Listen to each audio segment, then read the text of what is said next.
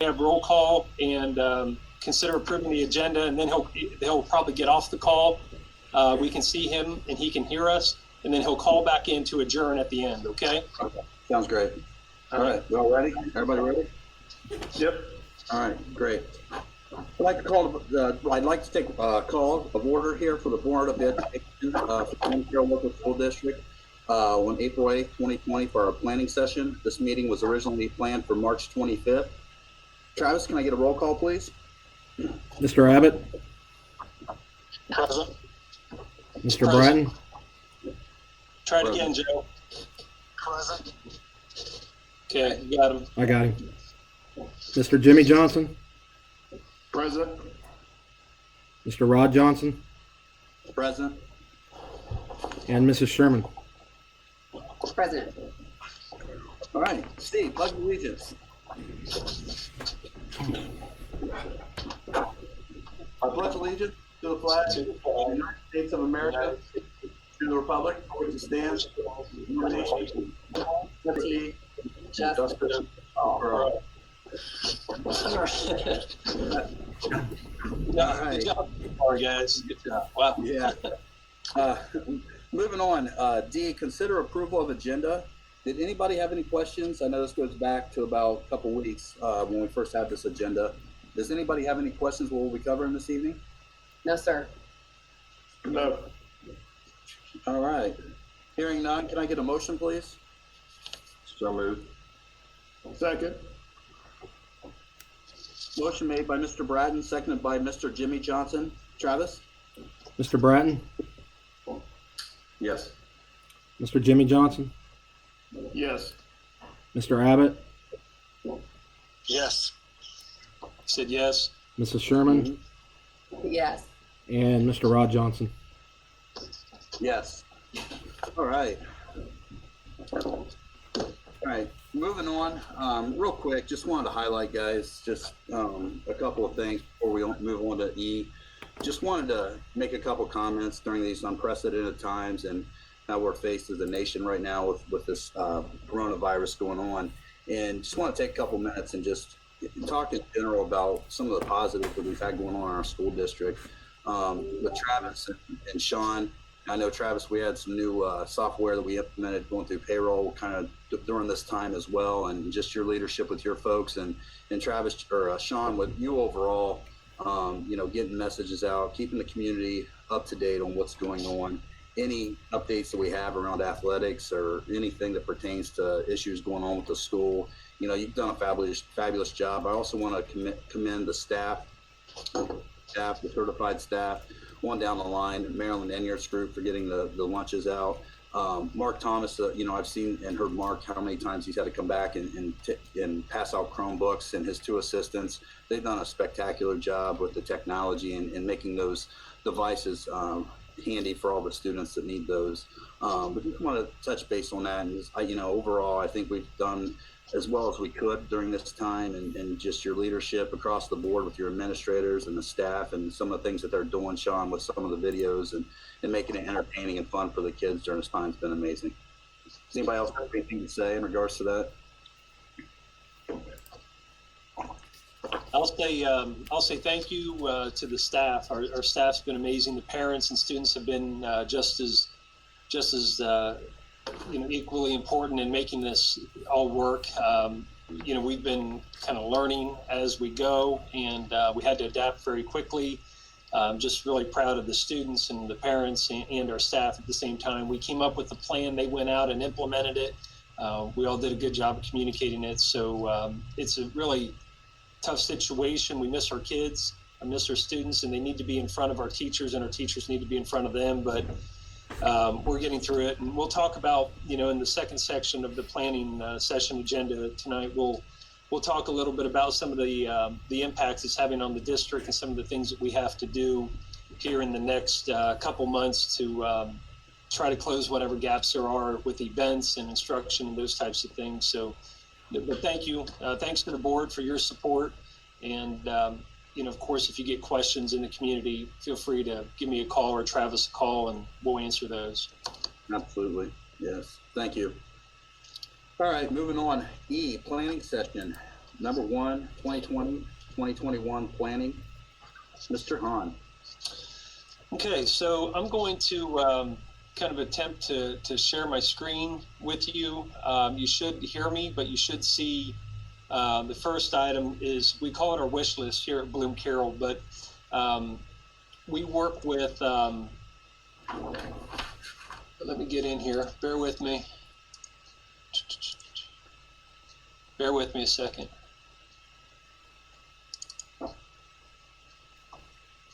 That's not the right one. Hold tight, guys. I'm sorry. Fine. Clicked on the wrong document. Sean, also too, we all have a hard copy of the wish list, just so you know as well. True. Okay.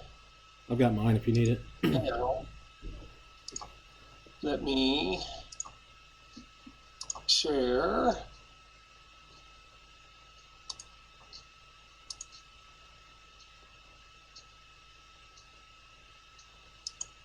Can you guys see that? Yeah? No? Yeah. It's on the agenda right now. Yeah, the agenda. Right. Page, There you Okay. go, Sean. Right there. There we go. All right. So as you know, we kind of, every summer we are preparing. Every year we're looking a few years in advance, trying to make sure that our staffing is in place and making sure that we have the curriculum being reviewed, and certainly that we're making those purchases for adoptions of English language arts materials, math, science, social studies, related arts classes. So we look at a lot of different things, not only from a staffing and enrollment perspective, and what demands it really places on the district in terms of purchasing for school buses, personnel, support positions, everything you could think of. And then we also look at those curriculum and other resources for the classroom, but we also look at ways to maintain our facilities. And then, of course, the bottom line is it always comes down to finances in the end. We always try to do what's best for students. We have very difficult decisions to make, and sometimes we have to prioritize, or we do have to prioritize one thing over another. But Travis and I, we've worked with our administrative team.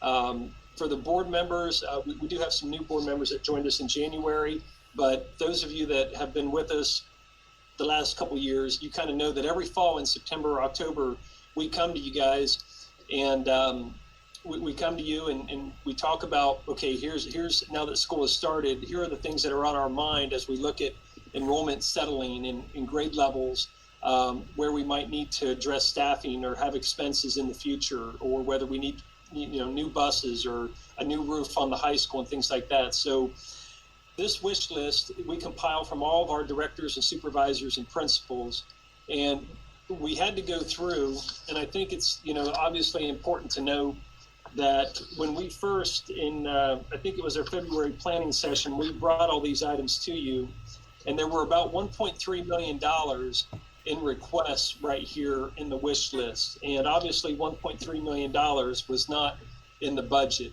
Travis can talk about this under the finances and how he decides what money, meaning what fund is used to pay for what service or what item we have to purchase or what facility we have to maintain. But Travis and I, one of the goals of the board is to be fiscally conservative with taxpayer money. And we think that through your leadership and Travis and I working together and hearing the direction that the board wants to go in our own personal beliefs about what's best for the district right now, we were able to go through this wish list and determine what items we felt that were important to the district right now. And again, I think the bottom line is that you're going to see we're about $85,000, $85,461 right now under budget, what was in the 5-year forecast, or the next fiscal year, I should say, for the fiscal year 21. So we're definitely under. There's a few areas that we're slightly over, but the bottom line is it comes out to about $85,000 under budget. We got it from $1.3 million down to $833,999. I'm going to start to go through some of the main items that you'll notice. A lot of these at the top, lines 15 through 23 of your spreadsheet. A lot of those are mainly, or I should say 15 through 22, those are very miscellaneous types of curriculum resources that are kind of specialized to those primary grades where you have a lot of early reading instruction strategies like the consonant vowel, consonant words, and the touch words. So obviously we've had a big focus on phonics and to balance that with sight words, but we've realized that we needed to focus a little bit more on the phonetic understanding of letter blends. And so we have some items that will help with that: double-sided letter magnets for kindergarten, just some random things like noise-canceling headphones. The kids are using a lot of online programs even when they're with us, but we do balance that. We make sure that they're not on there too much. But there are some needs there at the primary school. And then the magnetic board building set. These are very inexpensive items, as you can see, and certainly things that we could do without any real problem. And then the main issue, if you look at staffing, the second grade position, right now our first grade is sitting at 176 students. Kindergarten has 170 students in it. We do have 7 teachers in both kindergarten and first grade. We only have 6 right now in second grade, and we're able to get by because our current second grade has 156 students. Our class sizes right now, it's about 1 teacher to 26 in second grade, but the problem is that first grade class, typically we're adding about 65 students a year the last few years in our district. And if that holds true, and if we add about 5 students per grade level, we're going to have a second grade class next year up over 180, even without 5 additional students right now. And I don't see our district getting smaller. Even with 5 additional students, or without the 5 additional students, we're currently at 29, just over 29 students if we do not add a second grade teacher. I cannot transfer. I don't feel that it's in the district's interest to transfer a teacher from third grade. We do have 7 sections in third grade. I don't feel that it's really in our interest or the student's best interest due to the third grade reading guarantee in third grade to transfer a teacher there. So due to the license types, I really feel that we're going to need to add this position. And yes, we are limited on classroom space. I've worked with Mrs. Pease and even some of the teachers. And music, for example, is in a modular trailer for half a day over here at the primary school. They may have to go to a cart for 1 year, for 9 months until the new school opens up. But in terms of staffing positions, we really feel that this is so we have 7 sections in K to 2 that's certainly needed. I'm going to keep going, but I guess I'll kind of jump in here. Are there any questions that any of you have about some of those primary items? And 3 of you are muted, just a reminder, which is fine, but if you have questions, I can't hear you. Travis, anything you want to add on those items before we kind of move on? No. Okay, no questions there? No. Okay. All right, at the intermediate school, very simple requests. We have been using a math specialist. I have actually taken some time this year to go over and sit down with the teachers and Mr. Rozeski. And obviously math instruction, reading instruction are priorities for the district and for our students. And we've been using a teacher, a math coach by the name of Jonalie Zupanik. And I really got to sit in this year and see what this was all about. And I do see the benefit of it. Trying to balance all those 3rd and 4th grade teachers, 14 of them right now being out of the classroom is very difficult with substitutes. But we felt that based upon the cost and the management of substitutes and the substitute costs, that 2 days was appropriate. We have been doing 2 days a year for the last couple years, and that's something we want to continue to build on.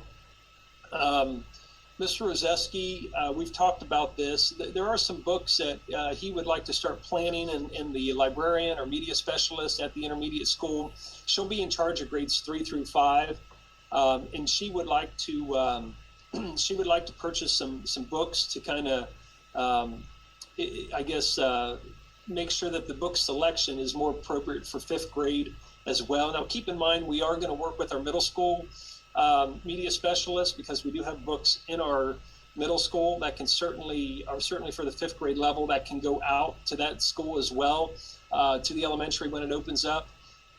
So we're being very conservative with that. And we've also been told the number of books that we have in K-2 and 3-5 far exceeds what OFCC recommends for bookshelf space in a 1,000 student elementary school. However, we are kind of allocating a little bit of money to make sure that we're buying some up-to-date books for those fifth graders when they go to the elementary school, and we start to build that. And then they have a special, you saw the presentation at the intermediate school in March, I believe, and they have a specials class for STEM, and there's obviously building materials and hands-on materials that they need to continue to purchase items. They're consumable items. We don't really charge a fee for that, so we allocated some money for that as well. When we get to the middle school, a half-day science teacher, we have a half-time science teacher at the high school right now. She's there for 4 periods a day. She's considered a 4/9 employee. She's part-time. And if you look at the enrollment, you know that we also have an 8th grade group right now of 156. That ties for the second smallest class in our school district. We have 155 in 3rd grade, and then 156 currently in 8th grade and in 2nd grade. But that 156 8th grade class will be moving on to the high school, but we have a 7th grade group of 188 students. And the 6th and 7th grade currently have 7 sections of all their core classes, which we need due to contractual issues and class sizes. But we're going to need 7 sections of core classes in the 8th grade next year as well. And with our current staffing, we can't do that. If we take this part-time science teacher to full-time, she can work she's really only needed 3 periods in the high school for honors or for biology, but we can take her for 4 periods a day, and then she has a lunch and a prep period. We can take her to full-time for that dollar amount. $27,500 would be the increase to what she already costs.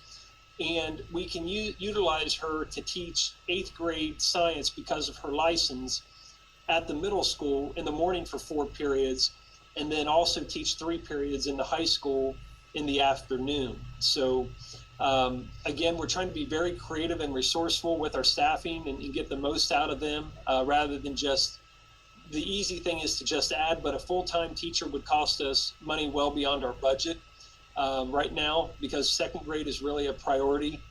And then we can also take one of our current high school intervention credit recovery instructors that goes to the middle school for 3 periods a day right now, who has a math license, and he could potentially pick up 1 or 2 math classes in 8th grade next year. And then due to other license types with all of our middle school teachers, everybody would be teaching would have 2 preps at this point. But we save quite a bit of money. And we stay real close to our budget with personnel. So any questions about those positions with the middle school? Okay. No, I'm good. Okay. Moving on to the high school, this was a big item. I mean, it would certainly line 36, replace the ceiling tiles and lights in the main hallway. That would be nice. It would improve the aesthetics when you walk into the building. It was a big ticket item because there's abatement included in that with the tiles. We just don't feel like that is one thing that we can do right now. I do believe, as we continue to look at priorities, that Travis and I feel that this will be something we could potentially look at next year in replacing the lights in the cafeteria, gym hallway, kitchen, the ceiling grids, the main hallway, the part of the building that in our facility plan will remain standing. We think we'll be able to do that in the future. Leadership program has been very successful. We'd like to continue to do that. Just for sanitary reasons and safety reasons, we added some water bottle drinking fountains outside the gym. We'd like to put those in a few other areas or another area of the building if the plumbing permits that. And then one thing that we've talked about is, we have put some money into needed areas. but I really feel that it's important to balance the performing arts, such as vocal music and instrumental music, with some of the improvements we've made with athletics as well. And I've told you in the past that if we don't get these questions, or we don't always know what the needs are, and I think there are things that the board should be doing, and that really comes from Travis and I to make those recommendations. And I just want to point out that lines 39 through 43 obviously are your instrumental music. It's about $20,000 worth of instruments. And then we've been hearing for the last year or so that the Boosters was looking at purchasing risers for the choir program. And again, same thing. We've got firm prices and quotes with shipping and everything. $15,000 for those risers that'll have a back on them and be safe and be much lighter and safer for our staff and for our students to sometimes move them around too. So those were some of the high school items. Sean, thanks for bringing those to you or to us as a group. I think that's a great idea with the performing arts. We do need to invest in some of those instruments. So thank you. Okay. And I certainly, for anybody that ends up listening to this, I want to make sure they understand that we have spent, we replaced our track last year, and that was a significant improvement that needed to be done. And thanks to PI money, we've been able to do that. But we already have $75,000 for the next few years tied up in those track lease payments using permanent improvement money, which is to maintain our facilities, which is what we shared with our community about permanent improvement money, was to maintain our facilities. And that those annual track payments, we already have $75,000 coming out of there last year and this year, and I believe for one or two more years. That's being spent on athletics there. So other items with athletics, there are, if you've been to a soccer game or football game out at the stadium, or maybe even a track meet, not this spring, but in the past, you'll notice that our scoreboard is starting to malfunction and the consoles are going bad. Obviously, that's a very important item. We need to, for $5,000, we can buy some new consoles and replacement parts to make sure that our scoreboard and our control panels are working properly, and we're having some issues in the high school gym as well. So we've got some money allocated there, $5,000, and then all these banners and advertisements and things that you see in the middle school gym during the winter, and to kind of improve the atmosphere and environment for events, volleyball, basketball games for boys and girls. We can put, we're looking at $10,000 towards a video board. It's like a very large video board that will go near the scoreboard. You can put students up there, make videos, put your senior pictures. All advertisements can run up there rather than having to, hang banners throughout the gym and maintain those. So if you look at that total combination and what is spent on choir and then what is spent on music, that's very comparable. So we try to be very fair in that process. And then maintenance items. Here, there are some things that we needed to kind of hold off on, but the big one I think that Travis will have on the agenda, the second floor of the high school roof. Again, we replaced the first floor roof in 2018, and we're well over our warranty on the second floor of the academic wing of the high school. The current membrane is really brittle and breaking up. And again, we feel that we need to maintain our facilities and take care of that part of the building. I think we'll be in it for the foreseeable future, using that for, 5, 6, 7 years, if not longer. So we'll get a 12-year warranty out of the overlay that is being put on this. And you can see we had a $145,000 estimate on there. Travis, you want to comment on that, or how that bid came through, Travis? Yeah, we had and again, just the environment that we're in, it was a virtual teleconference bid that we were able to exercise last Thursday. We've got 6 bids. Kimcoat was the lowest bidder at $109,550. What up here? $109,552. So certainly that was a good bid. We had several other bids in that range, so we knew that they understood the scope of the project and were bidding apples to apples, if you will. We'll also set aside a $10,000 contingency based on Tony's proposal, and he did his vetting and our due diligence to ensure that Kimcoat not only was the low bid, but also a responsible bid. So again, it doesn't become official until the board approves it, but certainly it was a good bid for us. Okay, and then a few other items that may kind of stand out a little bit here. This new dishwasher in the high school, the one we currently have, is just completely done. Good news about that. Again, we were being resourceful. We knew Lancaster was shutting down some school buildings and they're not allowed to move equipment. They have one that was in fairly good shape. Travis, what did we actually end up getting it for? It was about $4,000. Yeah. But for the dishwasher itself, well, the installation cost is still about going to be about the same. Yeah. But still, So it's maybe a little say less. 6,000 there on that dishwasher too. And then this is always an issue.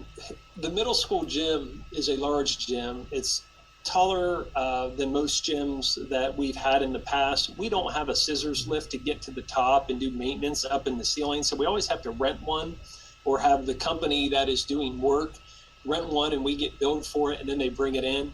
The number of times that we've had to rent these over the years and in the future, buying a used scissors lift for $12,000 will allow our maintenance crew to get up to the rafters and remove balls, clean those areas when we need to. So we felt that was important as well for the maintenance. And then the other priority item was obviously to seal the parking lots. Even out by the stadium, we had some new blacktop put down. At the intermediate school last year, we patched some areas. Now we need to seal those and maintain our kind of our infrastructure, our parking lot, those types of things. So we're actually going to try to do some of this in May if the school closure is extended. If not, we're going to work around some of the things that might be going on this summer and try to get those done. Middle school, special education, just some class sets of calculators. That was kind of a no-brainer. And then some first grade, it goes with the Wilson or Orton Gillingham reading strategies and for intervention for some of our young students. We didn't have anything at the first grade level, so we felt that we needed a systemic program from kindergarten into first, second, third, fourth, and so on. So students with reading disabilities that have been identified, we felt that the Foundation's instructional program is consistent with the phonetics emphasis that we've placed there to help students that are struggling readers. Technology, Travis, I'm going to let you talk about technology, how we do that. Just with the technology, certainly it helps when Mark can put together a wish list with specific items, but for Sean and I to go through and prioritize and try to pick and choose and nitpick, it's just it's not really advantageous. So again, as part of the campaign and what we had told our constituents with the need for the permanent improvement levy, what we've done in the past is just kind of allocate a flat fee dollar amount. Certainly that can fluctuate a little bit, but that gives him the autonomy to be able to go through there and kind of prioritize based on the biggest needs for our students and our staff. If the board does approve this, Mark and I have talked that with a lot of the uncertainty, normally we would go ahead and start getting purchase orders out. We get those things on order and on hold, and then they wouldn't bill us till the next fiscal year. But with so much uncertainty, I think we keep this place mark, but we might push back some of the purchases into next year, and quite frankly might even bank a little bit of this allocation maybe into fiscal 21. Not saying that's going to happen, but just with the pricing right now, it's really difficult with so much uncertainty. But again, I think if it would be fiscally responsible for us to at least have this placeholder in place going into next fiscal year. The kind of the big ticket items that take up a lot of money, replacing all the staff laptops. Remember, our teachers are mobile. They're able to move from workstation to workstation. Those devices are 6 years old now, so they're kind of at the end of their life. And then the sound system, the FCC, the frequency that we have or had purchased and the frequency we were provided when the middle school opened is no longer licensed, and is my understanding that frequency is no longer available to us. So this is kind of a must-have. We have to have a wireless sound system in there. So obviously the sound system really was a priority. A few of these things they already have. This is ConnectWise. This is a small purchase that allows them to remotely access teachers, like Mark is able to from his home right now, get on a staff member's laptop at their home and help them troubleshoot different items. So we went ahead and kind of moved forward with a really small purchase like that. You'll notice that we kind of did point out about the transportation department and maintenance department replacing their office desktops and maybe holding off on some of the building principals right now in those offices, and even the district office holding off on replacing those. Transportation, when you get down here, you can see that they wanted larger computer screens. They're really trying to work back and forth on many different applications. So that's something that, we're kind of prioritizing here, but it'll help transportation too. It's a similar request down here. Chromebooks, we've continued to make a shift towards Chromebooks. They're becoming much more durable. Their operating systems are better. They're more compatible. They've come a long way in the last 3 to 5 years.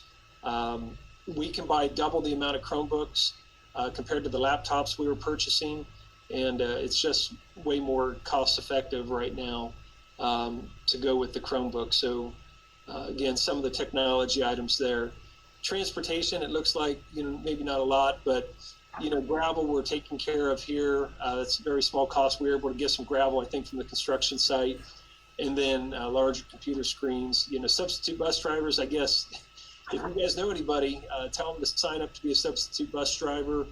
Bus parking for all buses together. I think someday a school board or a superintendent will have to consider one location for all of our buses. Right now we have some over by the high school, some behind the middle school, some at homes, some up by the softball field. They're all sprinkled over the place, and there's some ideas I have. I'm not saying I want to do this right now, but some ideas potentially out at Carroll Eastern.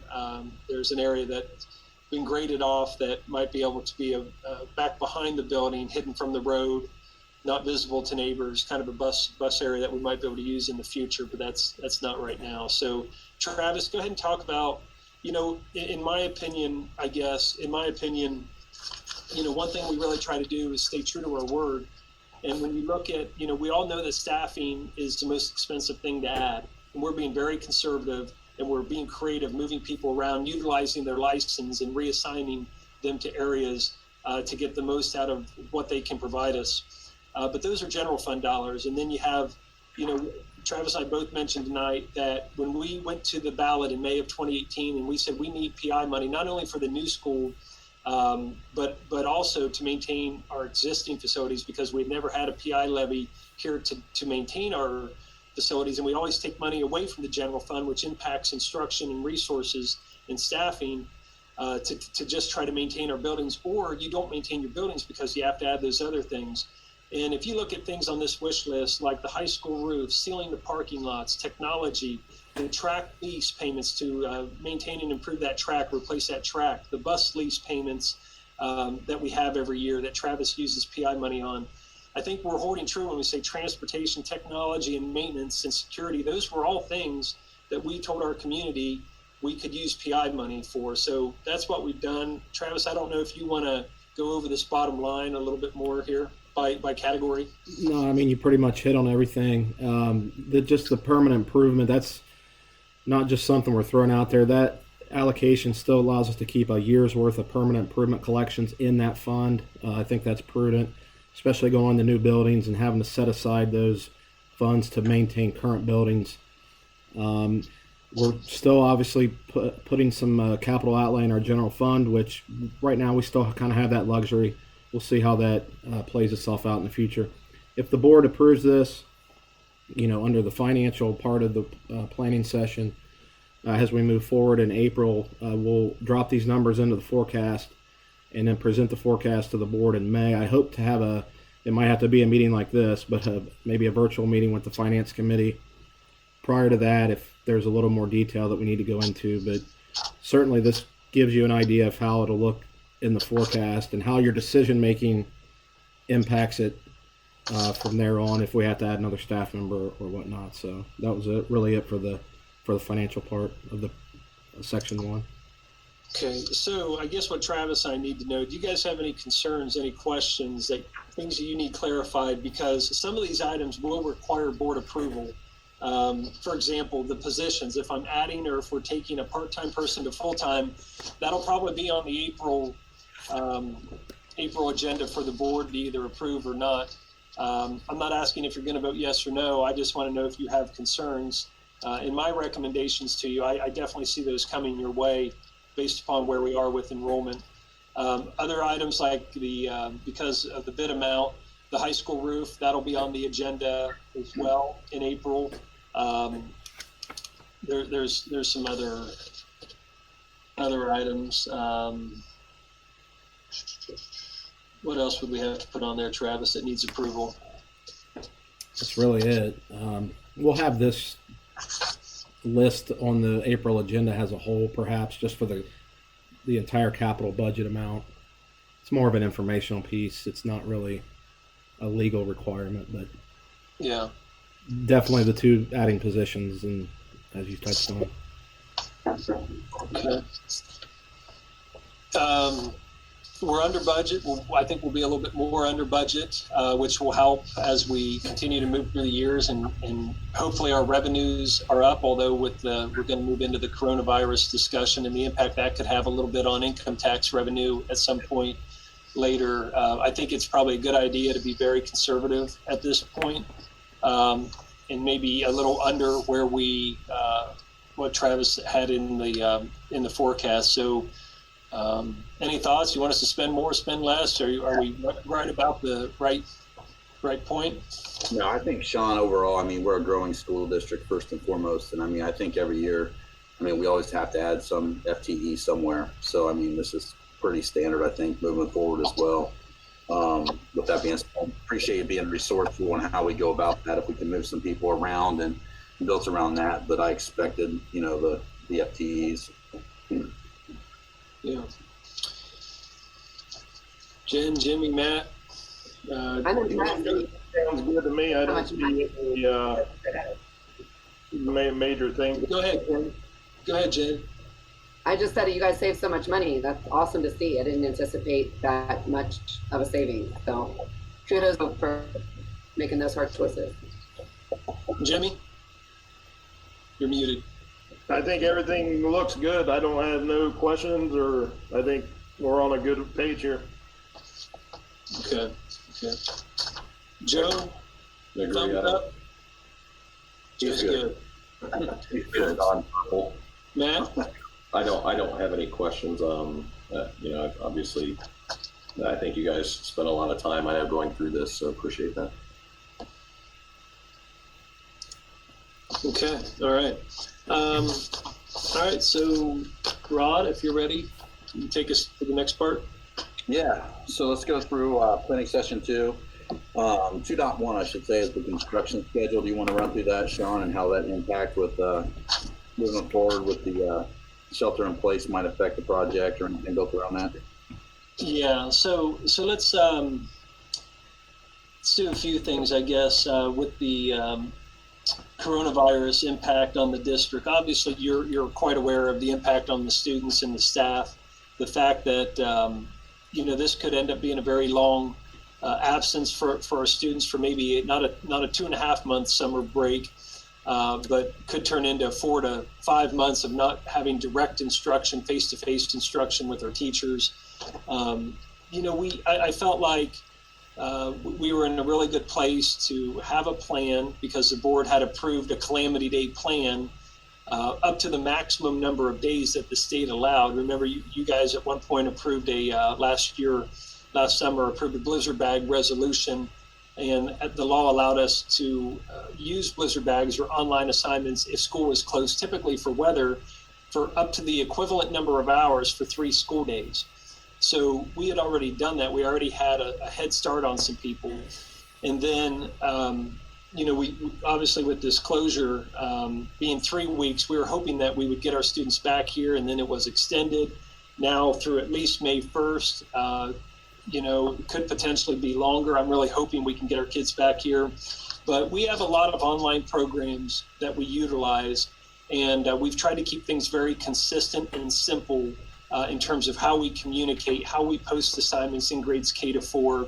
We had resources like Schoology, which is our online learning management system for grades 5 through 12. It's had a few glitches because there's been a worldwide demand. A lot of people have adapted to Google Classroom. They're still using Schoology. But again, I think the big thing for us is constant communication with our families, from our teachers as well, with specific, clear, simple directions, simple assignments. We are talking to our staff about keeping in mind that not having our teachers in front of our students, the work is going to take twice as long for almost every assignment. So we're really asking them to keep things simple but purposeful. Obviously not busy work, but things that really focus on reading, writing, and math, kind of the old three R's, right? But from an instruction standpoint, it's going well. I would just prepare you that the honeymoon phase, the anxiousness and excitement that may have happened at first will eventually potentially can turn into frustration. Parents want their children back in school. We want them back in school. We want them here. But, we're going to try to keep things simple and continue to communicate. Just know that that's kind of been our constant message to our staff. And we're holding a lot of meetings like this with our administrative team. I have another one with them on the 14th. I just met with them a few days ago. I'm getting feedback from them. They're meeting with their teachers. I actually sat in these Google Meets. You can add 250 people in a meeting. We had 70 some staff members in a meeting the other day, and I participated just so they could see me and I could hear directly some of the concerns. But in a small district that only has 220 employees, we were able to get everybody into a Google Meet, even though it holds up to 250. So just know that we're still seeing our staff. We're touching base weekly a couple times. Teachers are working from home. They're actually working more than what I want them to, but that's how committed they are to our students. I mean, I'm seeing teachers and hearing teachers working at 9, 10, 11 o'clock at night, and what I really expect, that's great. And I'm glad they're going the extra mile. And that's the kind of people that says a lot about the type of teachers that we have. But, they're expected to work during their contractual day, whatever that is. For middle school and high school, it's 7 to 2:30. The elementaries, they're still 7.5-hour work days. But we have people responding to parents and FaceTiming and Google Meeting and Zooming with, parents and students. So I'm really, really happy with the instructional piece. Any concerns that you have with the instructional piece of our response to this? Sean, can you give an update on where we're at with Schoology? I know that's been they've been kind of overloaded a little bit from that perspective, but have we heard anything back from them or anything? Yeah, we have. Mark has reached out to them, and they're communicating on their own to users around the world. They never anticipated that their demand would be this high at one time. So they had some settings and some adjustments in servers to update quickly. We did have some problems last week. Monday, Tuesday, and Wednesday this week, everything's been working fine. So we hope Schoology has it under control. I'm going to tell you, we do pay for Schoology. Google Classroom is free. We're using more and more Google products. We all have Google accounts now. I'm not hesitating to say that I may work with the curriculum and the principals and myself. And if we're able to save $15,000 in a few years and provide the professional development for our teachers so they're trained in Google Classroom, it's a free service to us. And, it could save us quite a bit of money, but I certainly keep in mind that you never want to pull the rug out from people without providing them an alternative and then the training and support. But I think it's something that we're going to have to look at because we can also implement it just not 5 through 12, but K-12, because we can afford to do that because it doesn't cost anything. So we're not going to be there next year. It's not fair to do to our staff. But I think we have to really consider a year of professional development for our teachers with Google Classroom so they feel comfortable, and to make sure that the lessons that they've created in Schoology can be copied over into Google Classroom. And Mark thinks there are ways you can do that. Good, Rod? Yeah, thank you. Rescheduling of school events. I'm going to have some things on the April agenda. Where's my list here? Oh, just so you know, obviously, I guess for maybe first thing is you have the mass gathering issue. You know, you can't have more than 10 people. You have to be 6 feet apart, social distancing. So even if we return to school, schools are the largest mass gathering we'll have in our community every day. I don't know how they're going to allow us to return to school, but they're not going to allow us to do outdoor baseball or track when you can spread out a little bit more. But I think that if we get to return, there's going to be some restrictions. There's going to be a lot of things that either get canceled or postponed. I want you to know we are going to try to recommend the postponement of as much as we can.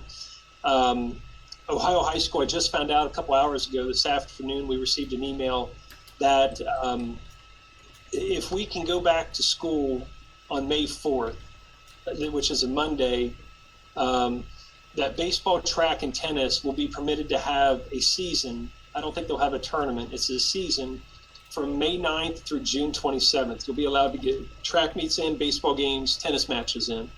Softball, and I don't know enough about softball.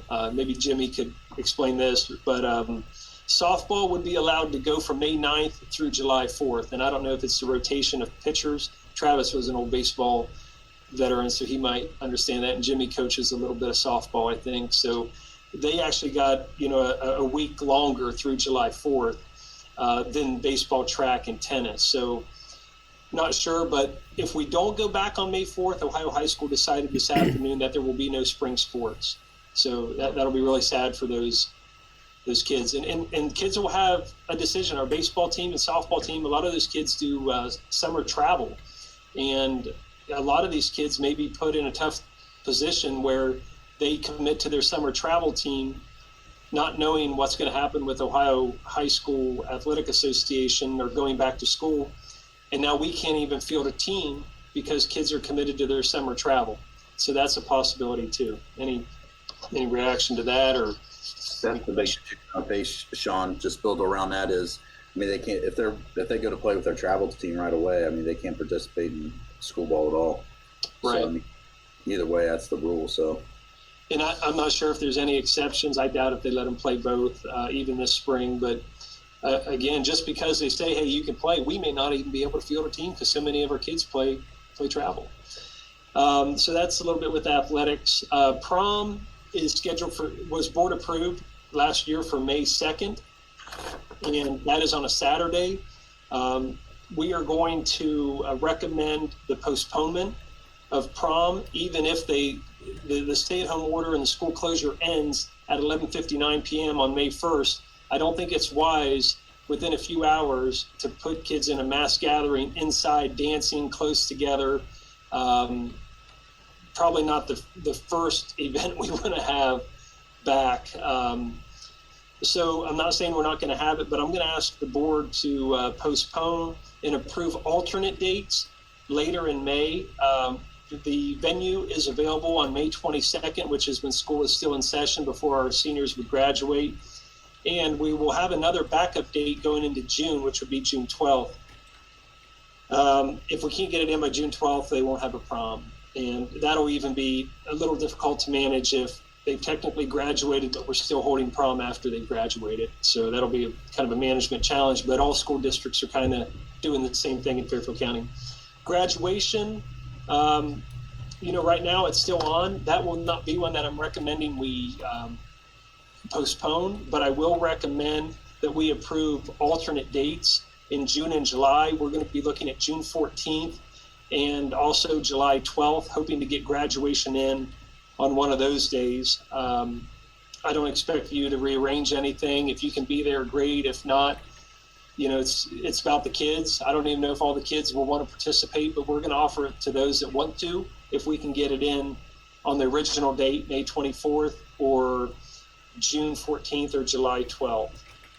If that all falls apart, we have a plan to do a virtual recognition where we have pictures of students in their caps and gowns submitted by their families and we kind of put something together, some video or slide recognizing our seniors. We're hoping it doesn't come to that, but that's a possibility. So again, I'm going to be asking all of you to approve alternate dates in April. The Washington, D.C. trip has worked out well for us. We work with the travel company. I will have a new contract for you guys to approve, and that will include our eighth graders in May typically go to Washington, D.C. We will be approving in November 4th through the 7th for them to, when they're in ninth grade, go to Washington, D.C. Next November. So students that already canceled, they will be able to rejoin the trip at no additional cost. It'll be the same cost. And students that didn't sign up originally for whatever reason will be allowed to sign up as well and go on that trip. We'll get it worked out. We have a couple freshman level teachers that can go. We'll have Mr. Matchett from the middle school go, Mr. Crevison from eighth grade, an eighth grade teacher. He'll still be able to go because he's kind of the organizer of the event. But I'm going to ask you to approve the postponed date and new contract with Martin Travel. Spanish Club, 2 years ago, in October of 2018, the board approved a Spanish Club trip to Costa Rica that was supposed to take place in June of 2020. That Explorica is the travel company. They have postponed that trip. We don't have a date yet, so we will eventually have to approve a date for that, for the trip to Costa Rica. The musical, if you get questions about that, we will try to do in the fall in October. That primarily that was a middle school play that involves some third graders through eighth graders, actually, and even a few high school kids that helped kind of behind the scenes. If there are seniors involved, obviously they will move on. We'll have to replace them. But if we come back to school in August and the kids can practice in September and a little bit of October, we hope to have them freshen up on their roles and lines and then hold that play in the fall in October. State FFA convention was canceled by the Ohio FFA Association. National Honor Society ceremony has been canceled that we hold here. We will recognize those inductees in our 2021 ceremony. We may miss a couple seniors, but literally it is a couple. We can mention their names or invite them back if they're in college and want to go through that ceremony and so on. The PTO Carnival, we have asked the principals to communicate with PTO. That is scheduled for May 1st on Friday. That is canceled at this point. Field trips, the Senior Bulldog Picnic, that is canceled. That is in early May. Textbook collection, well, I'm concerned about if we don't come back to school. I don't have a plan at this point. I don't know how we're going to do it. I'm going to worry about it after they tell me after the state tells me whether we're coming back or not. But collecting textbooks, cleaning out lockers, cleaning out desks in our elementary classrooms, all those types of things. The kids left here thinking that they'd be back in 3 weeks, and we thought we'd have them back in a few weeks, and that's turned into the same issue all the school districts are having. So how do we empty out our classrooms and all those personal belongings so our summer cleaning and waxing can take place? That's going to be a challenge if we're not allowed to have these gatherings. I really don't know what we're going to do at this point, but it's on my mind. There's going to be a resolution for teacher evaluations that we haven't completed in April, planning in April as well. Just for your own planning purposes, I am planning to recommend that the board cancel the April 22nd planning session since we're meeting on the 20th and we're holding this planning session. I don't feel like Travis and I really will need another one. And so those are some of the events. And then moving on to item 3. I'm sorry. Any questions about any of these events or anything that maybe I missed?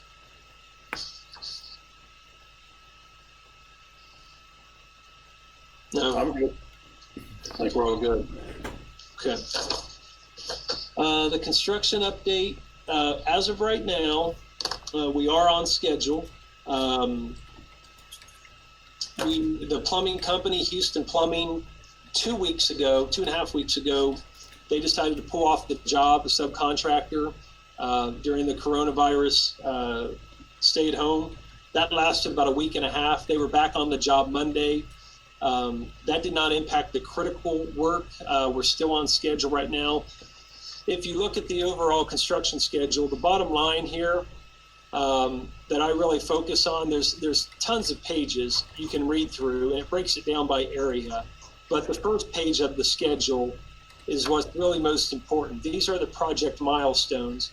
And you can see here, project completion is still scheduled. We always said March and April, the spring of 21. So we're still in that April timeframe. So we're still technically on schedule. Summit Construction did provide me with the notice of claim for possible time due to the coronavirus. It's because they're worried. They are covering their bases and doing what they have to do. Right now, they are on time. We still have a final project completion date in the spring of 21, which you can see on the schedule. And again, you can go through this and see all the details of every section.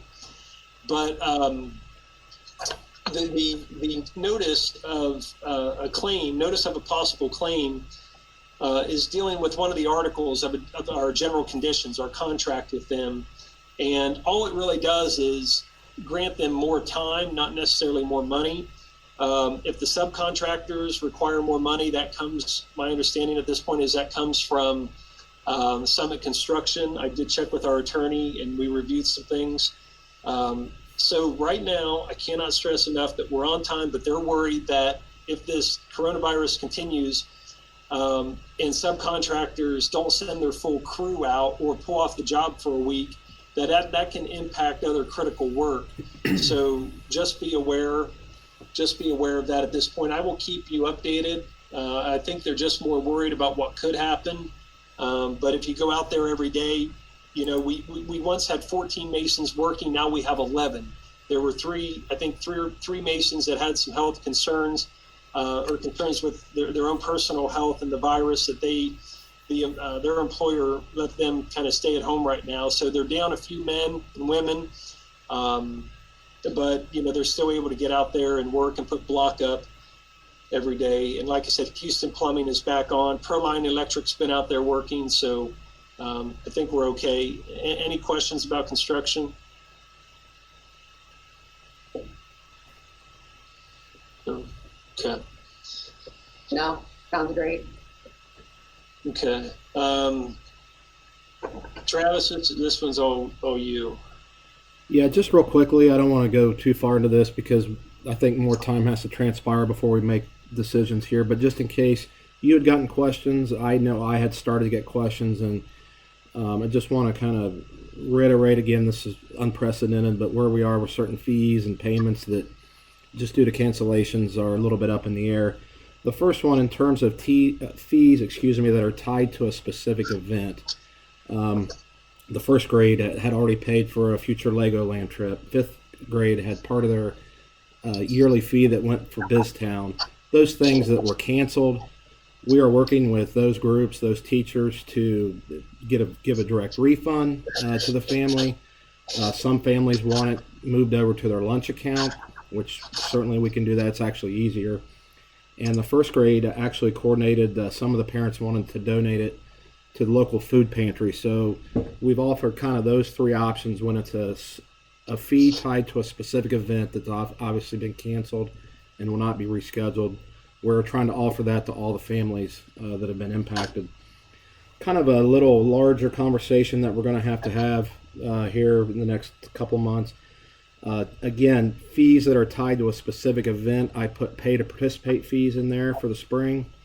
We've had 19 families that have already paid $100 for their spring participants. I don't want to do anything now, but once we get to see where we are, even if we do come back May 4th, I think we need to have the discussion of, do we refund those individuals their pay to participate dollars? This is a general fund fee that's established by the board, so I cannot arbitrarily refund it. I would have to have board approval, as it is public money. Again, I don't think we do anything until the May board meeting, but again, just in case you hear questions or whatnot there. Probably the most difficult thing are again, parents asking about refund of class fees. I'm not as inclined to look at a refund there. If the board was interested and we wanted to move 25% of all class fees to their lunch accounts, that wouldn't be that big of an undertaking. Refunding and doing all other things with all those students would be a pretty big undertaking. But again, it has been brought to my attention. Is the district looking into this? What are some options? So again, just to know that we're considering options. We're trying to work with parents and students the best we can. But I would not like to bring anything to the board's attention until May. That way we'll know exactly where we are. Are we finishing the year? Are we out for the rest of the year? One last thing that the schools are already taking action on, and I've gotten questions from some spring coaches on, will I still receive my full supplemental coaching payment? Obviously, they haven't worked the amount of days that we originally had planned and put into the system through no fault of their own. There are two options. One is to have the board approve an MOU and go ahead and pay them the full amount. Most schools in the county are leaning that way. That's kind of the way, I think, don't want to speak for Sean, but Sean and I think we're leaning. The other thing would be to prorate it. That would take an MOU from the union. Again, it was through no fault of their own. I don't want to get too far into the weeds during this planning session, but again, wanted to make you aware of a couple options. And if you had some input tonight, that's what this is for. But certainly, you would have the option of voting on that at a later date. Travis, real quick. So if I understand you correctly, you're saying the easiest method probably for us would be if we could transfer that for the student fees or the pay to participate fees to their lunch account. Is that what you're saying? The pay to participate fees would not be. We had only collected 19 at the time of the shutdown. That would not be. That would not be difficult to just issue refund checks. We would waive it obviously for those who hadn't paid. No harm, no foul. The class fees would be a pretty arduous task if we wanted to open up some of those options. We could just do one big transfer from general fund to food service, and then Maryland would make a corresponding entry to their. That would take a little bit of time, but I mean, she's worked with us through this on this too for some of the other transfers that we've made to their lunch accounts. Okay. Travis, just for my own knowledge, can you remind me what all the class fees are for? Just what do they typically go towards? What kind of expenses do they offset? The majority of them go for, and really K through 8 is one flat fee. All the intermediate pays $40 a year. Primary pays $30. 7th and 8th grade only pay $20. Most of that goes for our technology and some of those consumable supplies like workbooks, just to help offset that. There are some more specific fees in the high school where it gets a little trickier. I'm just looking at the list here. Marching band has a fee. Foods, FFA. Some of those things where they're buying a little bit more than just your basic curriculum, some of your science classes, your art classes. It just helps offset a little more expensive classroom to run as opposed to your social studies high school room. Travis, is this that big of a concern? Is this just a couple parents, or is this something you're getting widespread? The class fees have not been a concern. Mr. Conrad had asked me specifically about it, so I'm not sure if he's gotten a little more from that. So I just wanted to have a plan in place, more or less district-wide for as related to fees. The pay to participate fees I've gotten. You're right, we have 55% done. I mean, we got the majority of the year in. Agree. Right? I mean, that's the first I've heard of that. I would think the worst case scenario, we give them half, a $5 credit on the next year's class fees, district-wide or something, but I don't know. I don't know. I can't imagine that being a huge concern. I don't know. I agree with you. More of it came from, I think, maybe the principals maybe anticipating one in some direction. And we're still providing instruction. Obviously, it's not on site, right, but we're still working our way through the school year. So I agree with you. I had gotten some direct questions about the pay to participate fees. So that kind of maybe led more into, all right, do we look at how do we handle all of our fees? So, but no, your point's a good one. Too bad because most kids didn't have to pay for a third sport. This was my off sport. So great, that's great.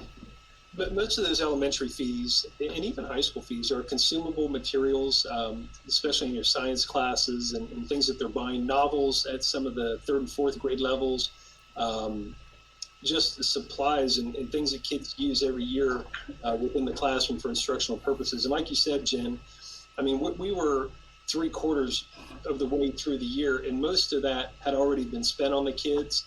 At the high school level, where the issue might be is, you know, again, if you have a year-long course, you're not really worried about that fee. If you got 3/4 of the way done and the teachers have already purchased those items and used them in the classroom.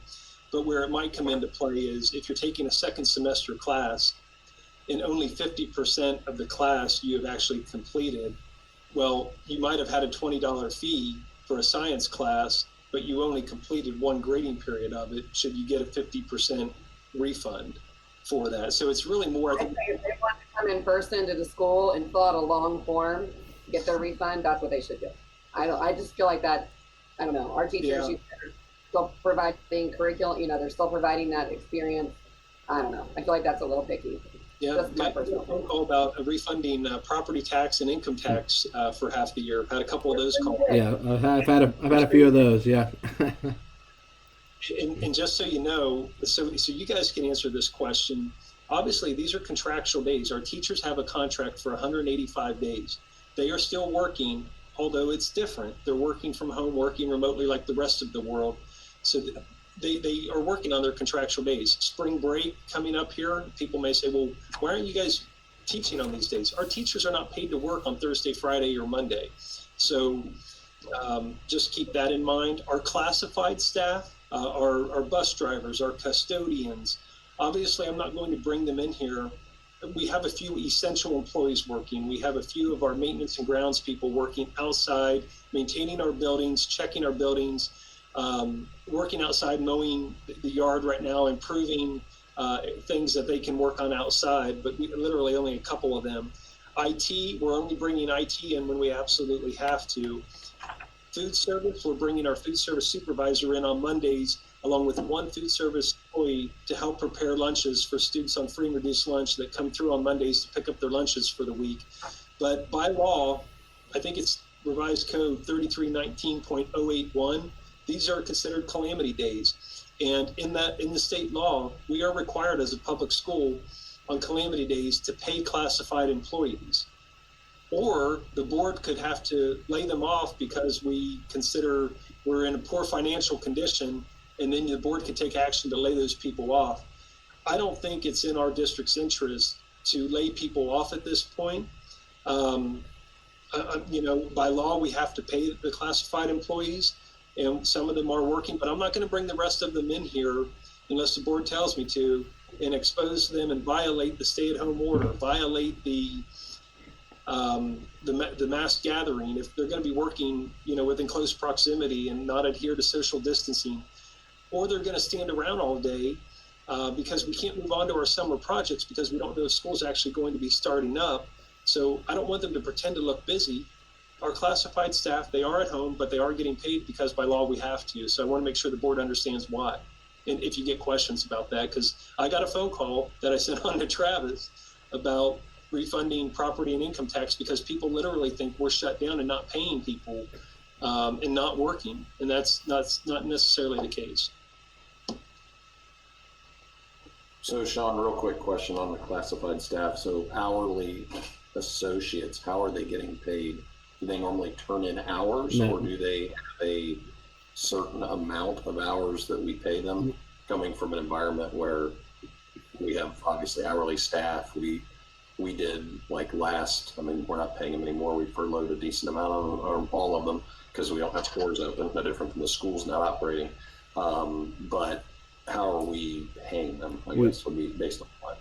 Yeah, a good question. We literally, just at the beginning of each year, even though they're hourly, they still get a contract based on the number of days they're contracted to work times the number of hours per day times their hourly rate. So it might be $40,000, and we divide that by 24. It doesn't matter how many work days are in that pay period. It's X divided by 24 pays, and that allows them to get paid throughout the summer. So they're paid that Okay. September through August, and we've just literally continued the semi-monthly pay as if everyone was here. Okay, makes sense. Thank you.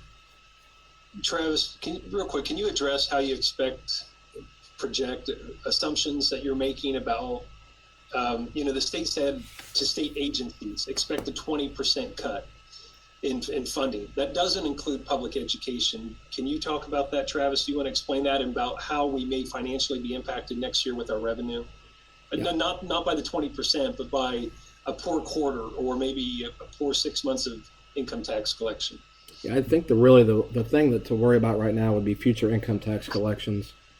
I do think they'll take a hit. They're a little more current in terms of taking time to catch up to. So I do think that could impact our fiscal year next year. I have no idea where to even look in terms of where we would be with state funding or what kind of reductions or not reductions could be coming there. But, the couple phone calls I have gotten was like, well, you're saving all this money. You're not running buses. And there's a little bit of that, but quite frankly, it's, we're in no position to be able to refund taxes and whatnot from that perspective. So at this time, the only thing I can see is looking at some decreases in our future income tax collections. Which the extra money supposedly that we're getting now would compensate for. Right? I mean, we're not running buses, so maybe we're banking a little bit of cash, but then if we have less revenue left next year, maybe Right. we'll be lucky to break even. And that's why, like with that So- wait list, if we're saving $85,000 and maybe more, that just is cash that goes into next year into our cash balance, our carryover. Right. Mhm. Right.